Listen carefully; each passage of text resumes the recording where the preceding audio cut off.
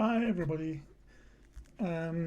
Since I'm now more than 32 weeks post-op, we're getting close to Christmas, I thought I'd give you a wee breakdown of how my year has gone, from my diagnosis in July 2022 of non-alcoholic fatty liver disease to where I am now. I'll just do a quick summary of things. The video might be a wee bit long, but you can skip forward past things and stuff like that. But I thought it's worthwhile doing just a wee quick summary for all the people who have maybe just caught up on these videos or just want to know how things are going now. So as I said, I had an issue with the fatty liver disease for quite a while, and then was assessed that sclerosis in the liver had got quite bad.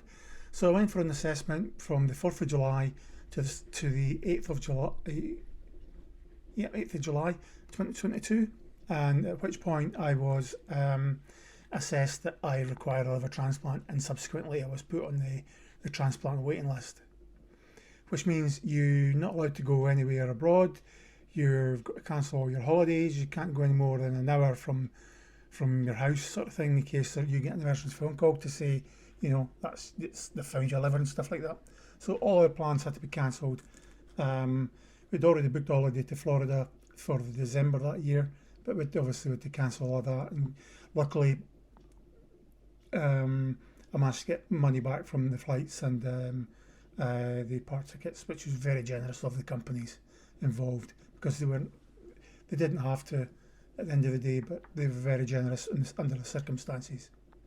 Anyway, so after my assessment, everything was going along sort of tickety-boo. I was progressively getting worse and worse, more and more yellow in colour. If you look back at my videos, you'll see, which didn't really start until November last year, that was really starting to get more yellow and more bloated and fat, just with edema fluids all over the body, and all those in water tablets, they weren't shifting the water I was retaining, so I was just getting bigger and bigger. So on the 15th of December, sorry, I've got some notes here in front of me, just so I can recall myself. So on the 15th of December, I got a phone call from the hospital to say possible match for a transplant. So we traipsed away into the hospital, and unfortunately the liver was deemed unsuitable for some reason. There was a problem with the donor's pancreas, which they didn't want to take the risk of transplanting the liver because of the pancreas in the donor. So they opted not to go ahead. So that's what's technically called false alarm, and that was on the 15th of December last year. And and as the time went on, obviously the fatty liver disease can cause osteoporosis in the bones, the thinning of the bones and brittleness and stuff. So on the 20th of December, we were just out shopping, and I picked up not a very heavy item,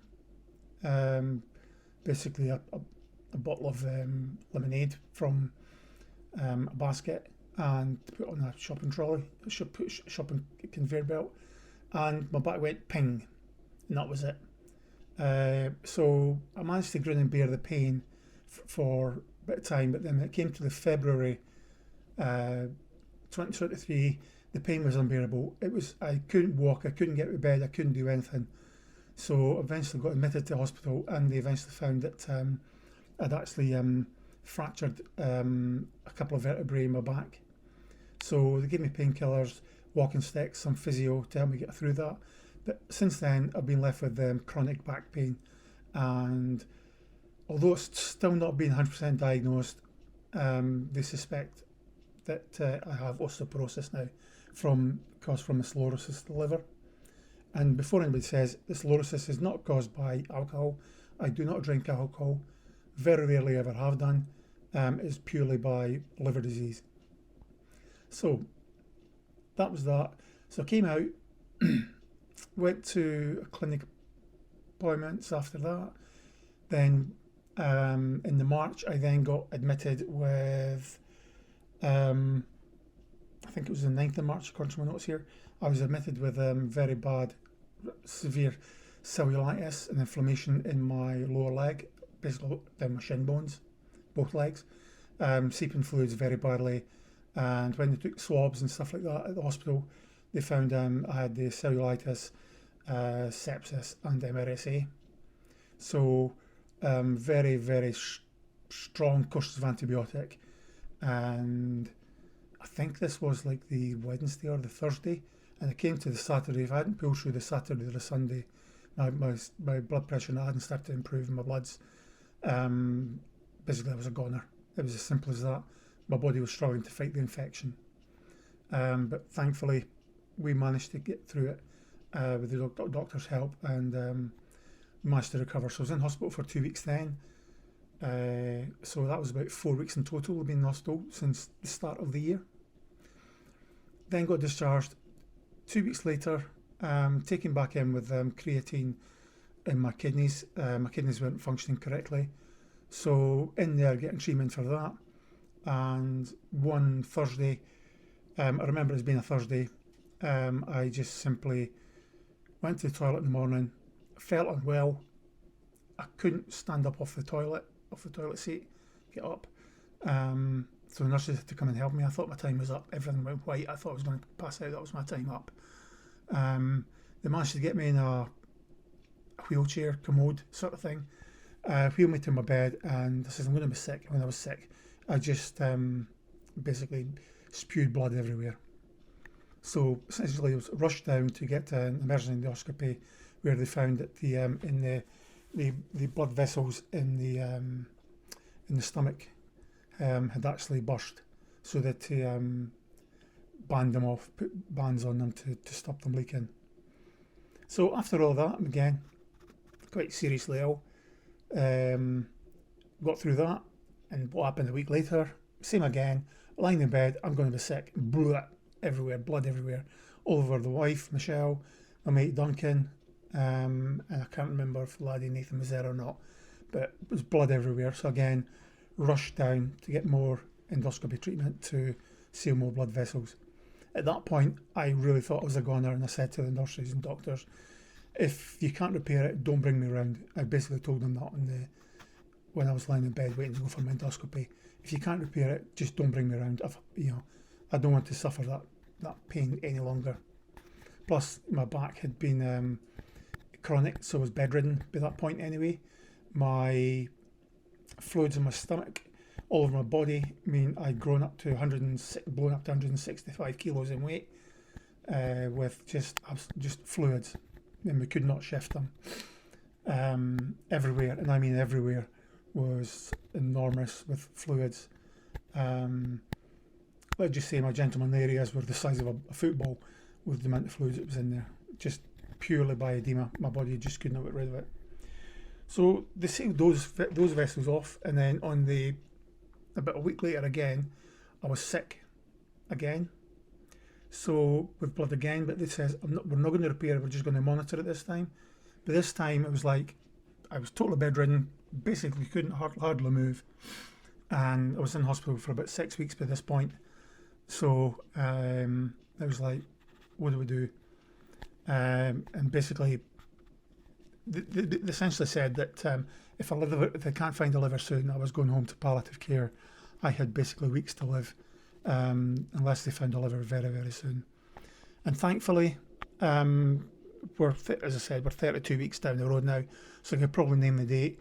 The 9th of May, 2023. Sorry, the transplant happened on the 9th. On the 8th of May of 2023, on the King's Coronation Day, they came in and it says the female liver. You've no idea the emotions that went through the head, and obviously phoned the wife and just bawling her eyes out. We couldn't help it, and the laddie came in as well. So on the evening about 10:30 on the 8th of May, I went down to theatre, and after about 11 hours, between 11 and 13 hours, I can't get an exact answer as to how long I was in theatre, but between 11 and 13 hours, I was under the knife, basically. And then I had a few complications with bleeding. Before I went, post-transplant, I had 21 units of blood transfusion, plus about 10 units of plasma over that 6 week period. And when I was in with the operation itself, I think I had another something like 21, 22 units of blood. So I was really, that tells you how drastically seriously I was, and really badly ill. So we came through. They put me into ICU, kept me under sedation until, that was a Tuesday the 9th, into ICU. They kept me under sedation and basically out of it until the Friday. I can't remember the date. The Friday, and then they slowly started to bring me around. But what I found was they'd taken me back into theatre between the Tuesday and the Friday. I think it was the Thursday, to fix the bile ducts in my gallbladder and to my liver, sort of thing, and managed to seal off some of the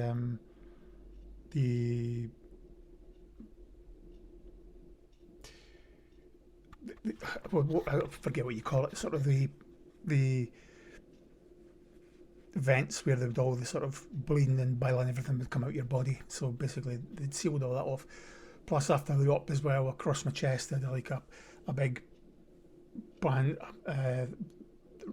rubber plasticky band thing over my chest to seal the wound, and with a vacuum pump. So that helped to seal the wound up as well. So when they brought me around on the Friday, they says, "What day of the week is it?"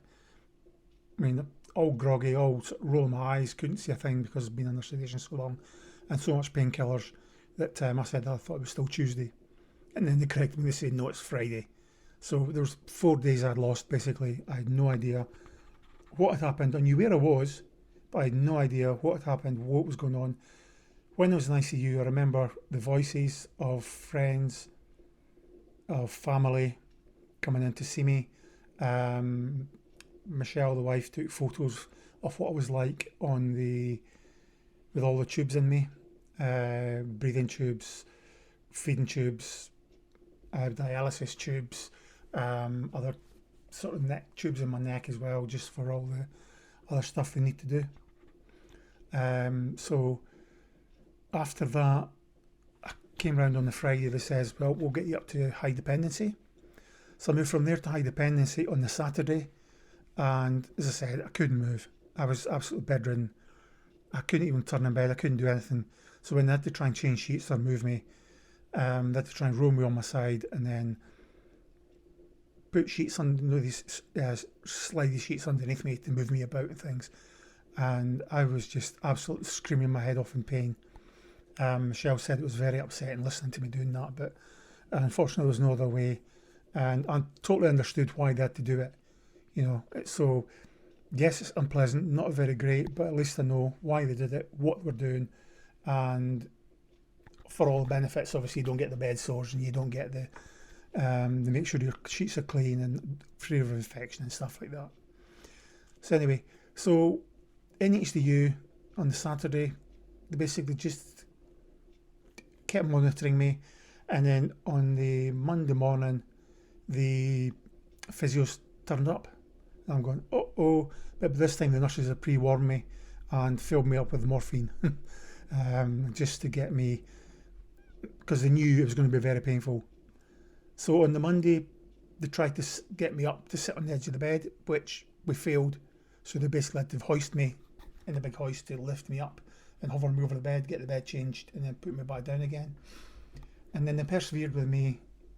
In HDUs, they were also monitoring me as well, and feeding me and making sure my wounds were clean and making all my sats and my blood pressure and everything was okay. The physio would pop in twice a day, and by the Thursday, Friday of that week when I was in HDU, they managed to get me to sit on the edge of the bed and take 2-3 steps to a chair and sit in a chair for about an hour, half an hour to an hour, and then they would have to hoist me back up, a stand aid, to get me back on my feet and then help me back across the bed. So from going totally bedridden to being able to walk 1 or 2 steps within 5 days or whatever it was a tremendous achievement to me, because you've no idea how much demoralising it was, just not being able to move, walk, do anything, and just total out of it. Just the slightest thing just bawling my eyes out at all. And then they decided that on the Thursday night that I'd be moving to the up to the ward, main transplant ward, uh, for just monitoring and treatment and keeping clean and stuff like that and getting me mobile. So I still had this big dressing on my stomach at the time across the wound. They decided they wanted to take it off. So I says, how sore is this going to be? And they says, it's going to be very painful. So again, they pumped me full of morphine before it. And then there's two nurses came in, one basically sitting me to stop me moving, and the other one to try and take this off, this big thing off. And it totally basically ripped the skin, because my skin had been so sensitive with everything that's going on with the edema and everything. It basically ripped the skin from my stomach, along the edges, along the bottom of the rib cage, top of the sternum, and down the left side where the spleen and stuff is. It totally ripped all that skin, and it was so painful. I mean, it's like I guess falling in a bed of nettles and then just being left there, just absolute agony. And then what she did was she tried to clean it and then give me more morphine just to cope with that. Obviously that exposed all the staples in my stomach, so she put a small dressing on there as well. So once that was done, on the Saturday, I think, yeah, it was last Friday. Saturday they moved me up to the main ward, into a side room, and then they decided they needed the side room for someone else, so they moved me into another room, just a bay with 4 people in it. And it was basically just getting myself settled, you know, getting visitors coming in, relaxing, chilling, getting myself sorted, getting ready just to go. And the physio came in. I think it was it was a Friday. I got moved to the ward because the physio came in the Friday afternoon and got me walking. She says, let's just walk around in circles, just from your bed to the next bed and back again round in circles, sort of thing. I says, well, I want to walk to the window, so I did and managed to walk back again.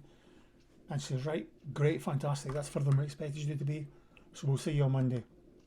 And I made sure I persevered all weekend that I would get up and walk whenever I could, although I had an argument with some of the nurses because they had me then as being not allowed out of bed, but the physio had obviously says get yourself up as often as possible, but there was a miscommunication between the two, so the nurses checked with physio and they agreed that I should be able to get up as long as I had supervision from the nurses as I did, so that was all good. And I got myself more mobile from my bed to the toilet, back again, and it was a huge massive effort using a Zimmer frame, huge massive effort, like a walking frame. And from there we just persevered the rest from the Monday for the rest of the week, just back and forward, more walking, further distances, more steps, and they then had me along to the gym, managing to walk 16 steps, because in the gym they've got like a false staircase where there's like 5 steps, you stop and go up, turn around, come down 5 steps, go up 5 steps, come down 5 steps.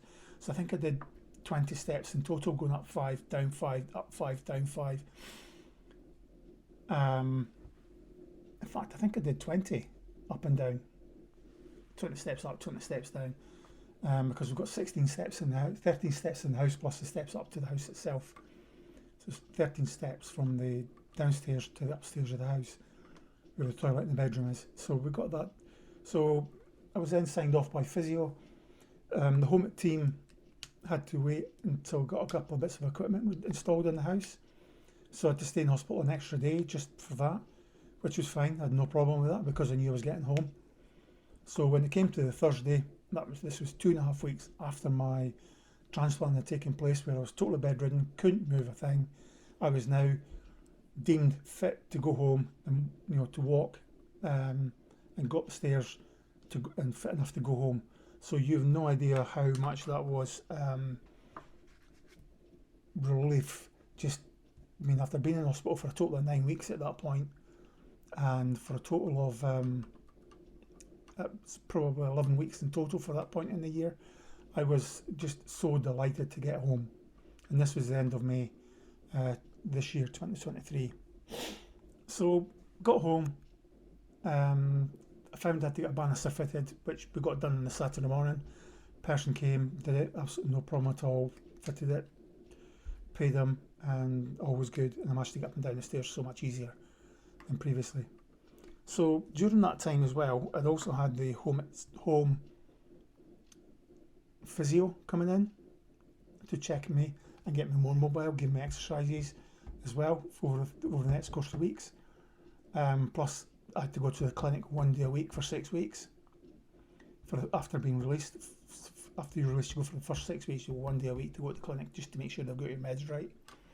So where I was discharged with approximately 30 different tablets a day, or 30 tablets a day.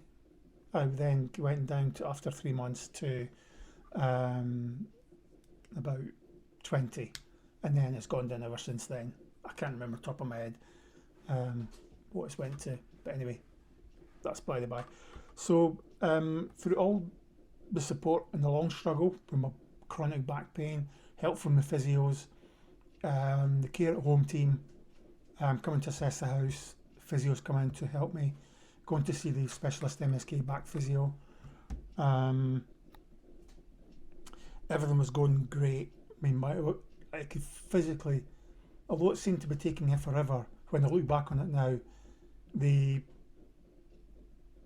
recovery was a long drawn out period, but where I was to where I am now, it's like night and day, total night and day.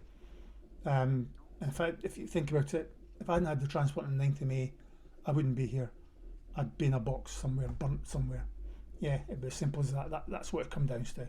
So I have to thank the family of the donor for their kind gesture of allowing the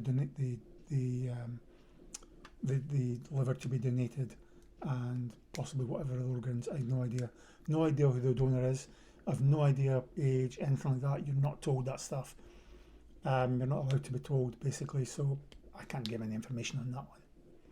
Anyway, forever grateful for them. Forever grateful for the nurses and the doctors and all the staff, physios, research specialists, everybody who's been involved in this journey of mine, and plus others. I mean, there's been loads of others had been through this journey as well, but everybody's journey is slightly different. This is my version of it, and that's how it's gone. So after I got discharged, I had 2 small bouts of problems with high potassium levels. Basically, if your potassium should be below 5, but okay between 5 and 6, but anything above 7, it is serious. It can cause a heart attack because it basically affects the muscle of the heart and can cause a heart attack. So I had 2 episodes where I was above a 7, so I had to go into the hospital for like a couple of nights each time just to give them meds to bring all that down, and then to take meds at home to bring it down as well. Horrible, nasty powder drink stuff, and some other meds that they're pumping through a cannula and stuff like that, and the nebulizer. But again, that's all sorted, all done and dusted, all good. My creatine and my kidneys has been quite problematic, because after my transplant, basically my kidneys failed completely, so I was on dialysis in ICU and HDU, and after my second round of dialysis in HDU, my kidneys had started to function a wee bit. I started to work for themselves, so they removed, because I did all the I think it was a black and a red vessel in my neck here, and they took all of that out. So I was basically no going back from that point. Anyway, so after the dialysis and stuff like that, everything was fine. So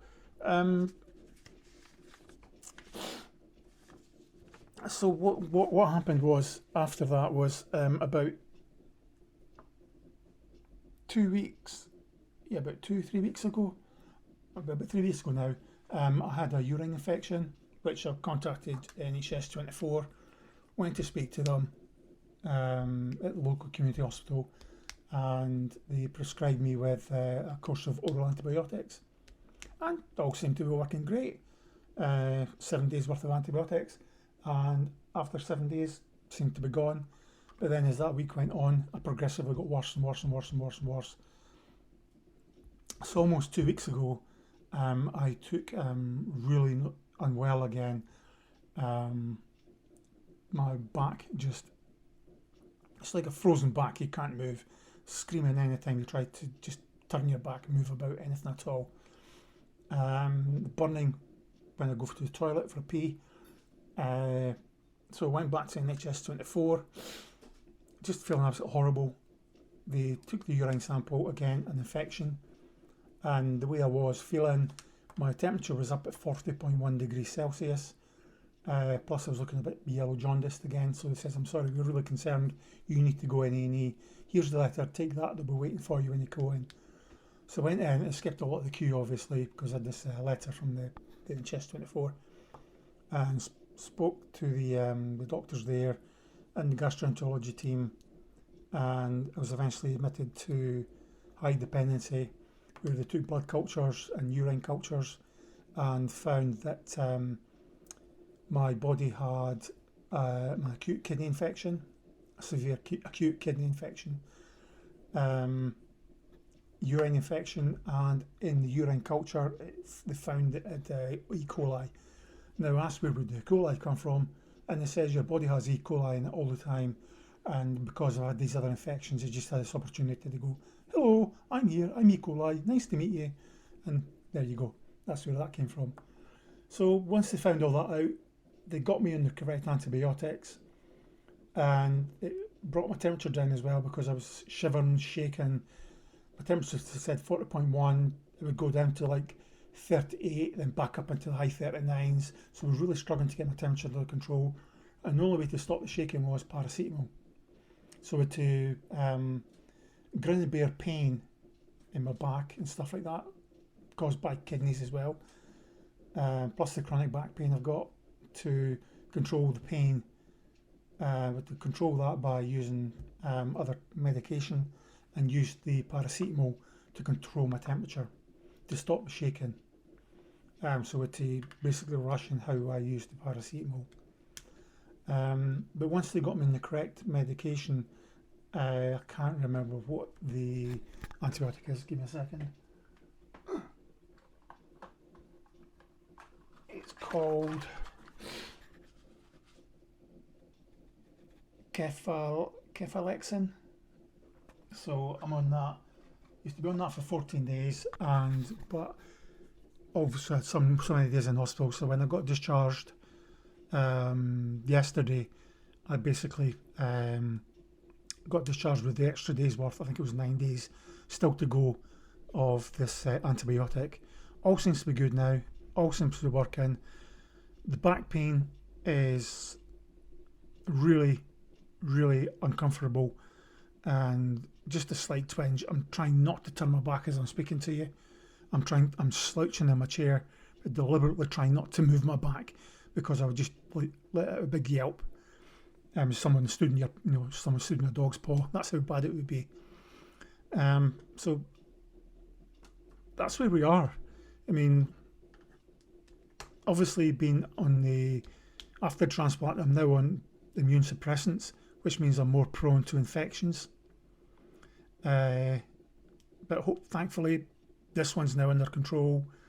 Everything's good. In the last 2 weeks, I've lost probably about 5 kilos in weight, just purely by not being able to eat and just drinking water completely. Appetite's slowly coming back, but again, I don't want to overeat because I do want to lose more weight. Because since my transplant, I have actually lost approximately 50 kilos. In fact, more than 50 kilos. So, all's good in that respect. So, yeah, everything's looking good now, and looking promising for the future. So, that's where we are. So, from being diagnosed in July last year on the waiting list for a transplant to 20th of December, nearly Christmas, had my transplant, went through absolute hell beforehand and during the recovery period, and we've had a few wee blips, as we call it, now and again. But other than that, as I've said, I cannot thank the hospital staff enough, the doctors, the nurses, the physios, the home care support team, everybody involved in this journey of mine. My wife, my stepson, my friends, family. I cannot thank everybody enough on helping me get through this. So I just wanted to give this brief update as to where my journey's been, where it was, where I am now, and hopefully all good for the future. If you like this video, then please do like it and comment on it and just let me know what you think. I know it's a bit long, but it is a lot to discuss, obviously, through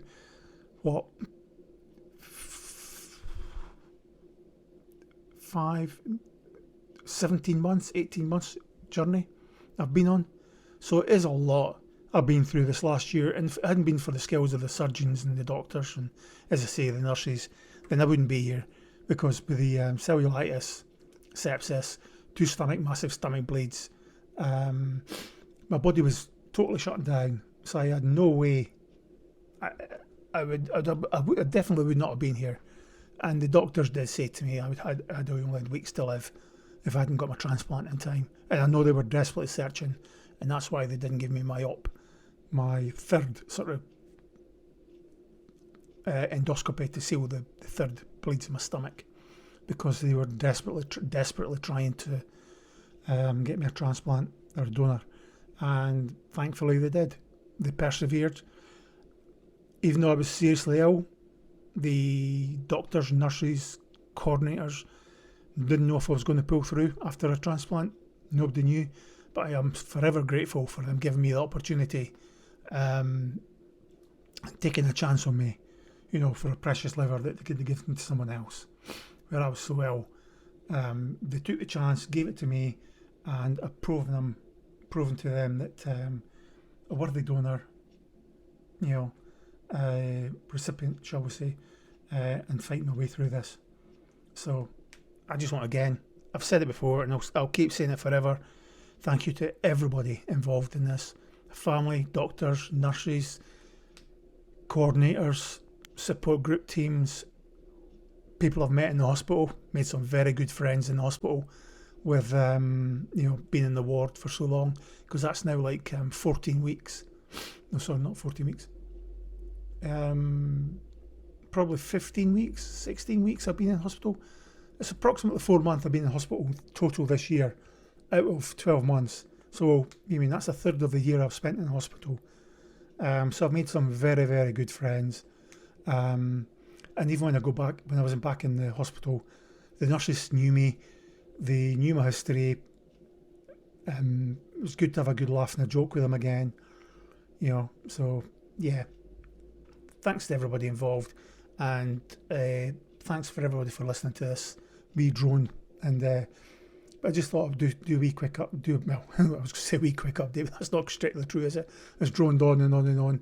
But hopefully you find this enjoyable on my journey, and let's look forward to the future. And thanks everybody for your support and greatness. You've no idea how much this means to me. And thank you, and I'll see PTs all later. Thank you. Bye.